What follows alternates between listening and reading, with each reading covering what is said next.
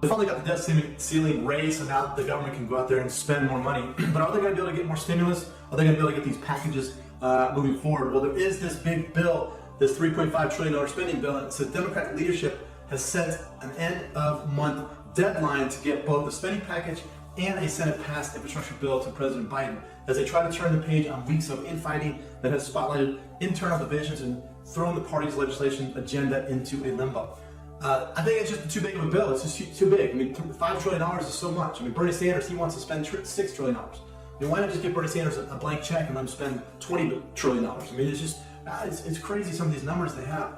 If they can target it down and get it more geared towards something that they can spend on, they'll probably get it passed. But a lot of times the Democrats, they have these huge numbers, it never works, and then they want to get it, they're going to have to narrow it down. And when they narrow it down, if they get this budget plan set aside and get it signed and get it passed, that's going to put a lot of the stimulus checks programs back into play. They're going to have the child tax credit, which is going to extend out through the year 2025.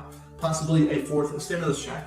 If the progressives, AOC, and all them get that Support Act passed into the Senate, or passed into that bill, then that bill will get passed with a monthly check. The Support Act is a monthly payment that they're trying to get through. Right now, you already have the child tax credit, which is a monthly payment. You get $300, $250 is going out to everybody on a monthly basis. If you have children, if you have 4 or 5 children, it's a pretty good check coming in every month.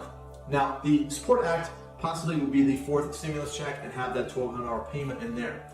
But going forward, the Democrats are going to have to negotiate with the Republicans. Republicans, they love to spend on whatever they want to spend on. Democrats, they love to spend on whatever they want. So whoever has the most votes and has the power, they're the ones they're going to be getting whatever they want as far as legislation. You know, in the end, Republicans, Democrats, they're all in government, they're all on the same side, and they're all trying to get their own packages passed. It's just a matter of whenever, who's in power and who's not in power. The debt ceiling, they come together every few years trying to get that moved up. Some people say the debt ceiling is silly. I think at least it puts a slight kind of a seed into the Congress saying you can't just continue to spend money. Because that means as you spend money, then it puts inflation. Inflation goes crazy because you just print more and more money. I mean, the Federal Reserve prints the money, gives it to the Treasury, they spend it. It's good for benefit, people in government and their programs. But what happens is the people that are in government and they're getting their wages, they still have to go to the grocery store and buy things that are increasing in price. The dollar's tanking, prices increase. So why not have prices decrease with that amount of money? That would be better. You'd spend less, you'd be able to save more, you'd be able to invest more into other things like hard assets. But for right now, you have Democrats, they're going to try to get this $3.5 trillion budget plan passed. If Nancy Pelosi can get it done, it'll be huge. It'll be a huge spending bill. It'll put so much more pressure on the national debt. And I think until December 3rd is when they have until they got to raise the debt ceiling back up. They'll come together and do it at the last minute. So look for right around the end of November. It'll be back and forth with the debt ceiling and all that. But December, whatever it is, if it's December 3rd, they'll raise it up and then they'll get more money and then the government can spend more money. I mean, who knows, in a year, 2 years from now, the government might be asking for $15 trillion budget to try to support their government programs. It's a little insane, it's a little too much. President Biden talks about he wants to tax everybody and that this is going to be, it's a zero payment. You don't have to pay, the government's not going to pay zero for it. Yeah, they're going to tax everybody. They're going to try to tax so many people that it's not going to be very competitive because a lot of the billionaires, millionaires, they might want to leave and go somewhere else. One of the good things that happened with the American Rescue Plan was the fact that each state received billions of dollars. So every state got anywhere from $2 billion up to $30 billion. They're supposed to use that money to pay their citizens and stimulate their own economies. I think it's great because of the fact that a lot of these governors, they shut down these businesses so people couldn't go to work, the businesses couldn't survive. So if you're going to help support those businesses. But some of these states, looks like they're taking that money, they're using it for other stuff rather than stimulus. I'm sure the Treasury, the Federal Reserve is not real happy. The fact that they gave these states this money to stimulate their economies and they're not using it to stimulate their economies. One of the states that is stimulating their economy is going to be California. They're sending out $600 checks to those that qualify, plus $500 for dependents. So up to $1,100 is going out to the state of California. One of the other two states that I like what they're doing is Arizona and Connecticut. Both of these states are actually giving people money to go back to work, to get back into the workforce. In fact, Arizona, if you get back into the workforce, you're getting a $2,000 payment. That is good news. I think that's great. And so also Connecticut, you get a $1,000 payment to go back to work. That's good. I think the federal government should come out and say, listen, we're going to give everybody $1,400 checks to go back to work. You go back to work, get a full-time job, boom, here's $1,400 checks. That would be a way more incentive to get the economy going than just saying, here's a $1,400 check, go buy groceries and things like that. Get them incentivize people to go back to work. That would get economies going. That would get businesses going. That would get everybody wanting to go back to work, and that would definitely have a huge impact on the economy of the United States and a lot of businesses in the local areas. But each state has billions of dollars.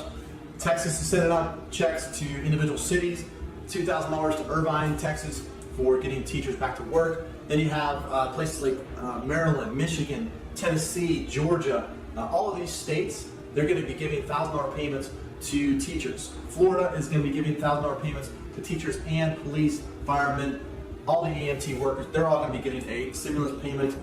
Then you have places like Mexico, $750 checks that are going out to people in Mexico. Now, Mexico received $1.8 billion, and they're only sending out $5 million out of $1.8 billion to people in that state. It seems a little low. I think if I was in New Mexico, I would be one to send out a lot bigger checks or spend a lot more than just $5 million on stimulus in that state.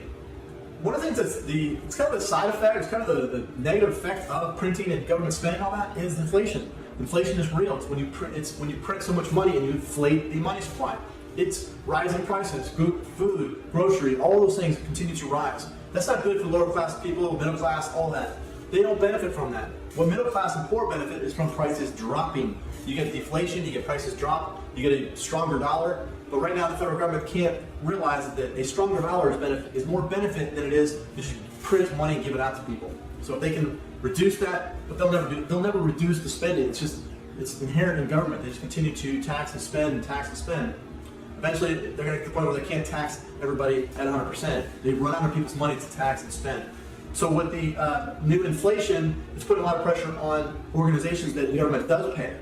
For instance, Social Security, they have a monthly payment that goes out. They're going to have to increase that because of inflation. In fact, Social Security is going to be increasing to another 6% on their payments. I personally think it should be 11% or 10% just based on the inflation. But they're also trying to get a $1,400 payment out. So there's a senior citizens league, and they're trying to get $1,400 payments on top of the Social Security that's going out. So look for those payments if it gets passed.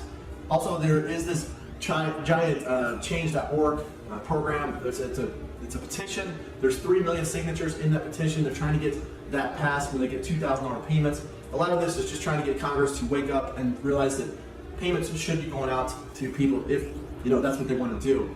Now, government, to me, what they should do if they want to do that is they got to eliminate a lot of the other programs, take some of the debt down, and then turn around and pay the stimulus payments a lot more to people. Because if the government's going to spend, like the other one, it was like $1 trillion or $2 trillion back in December, and they only spent, I don't know, $425 billion of that $2 trillion on stimulus. It was not a stimulus.